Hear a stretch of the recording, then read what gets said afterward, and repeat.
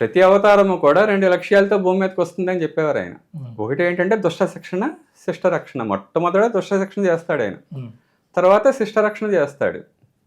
రాముడికి ఆయన చేసిన దుష్ట శిక్షణ ఏంటంటే రావణ రాక్షసుని సంహారం చేశాడు. ఉమ్, శిష్ట రక్షణ ఏంటంటే ఒక అద్భుతమైన రామరాజ్య నిర్మాణం చేసి వెళ్ళాడు ఆయన.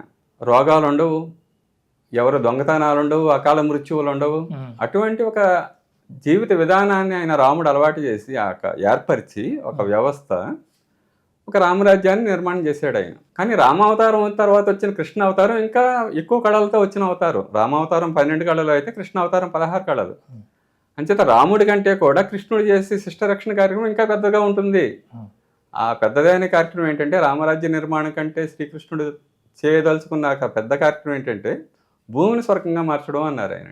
భూమి స్వర్గంగా మారాలంటే భూమి మీద ఉన్న మనుషులందరూ అమరులుగా మారాలి, దేవతలుగా మారాలి. ఉమ్, మనిషిని దేవతగా మార్చే ఒక అద్భుతమైన సాధనా విధానం ఏంటంటే గాయత్రి మంత్రము. ఎందుకంటే ఇప్పుడు గాయత్రి మంత్రాన్ని నియమబద్ధంగా చేసే వాళ్ళని మనం భూసురులు అంటాం. భూసురులు అంటే సురులు, భూసురులు, భూమి మీద ఉన్న సురులు. గాయత్రి మంత్రం ఏం చేస్తుందంటే భూసురులుగా మారుస్తుంది మనందరినీ కూడా. ఉమ్, అది శ్రీకృష్ణుడి యొక్క లక్ష్యం.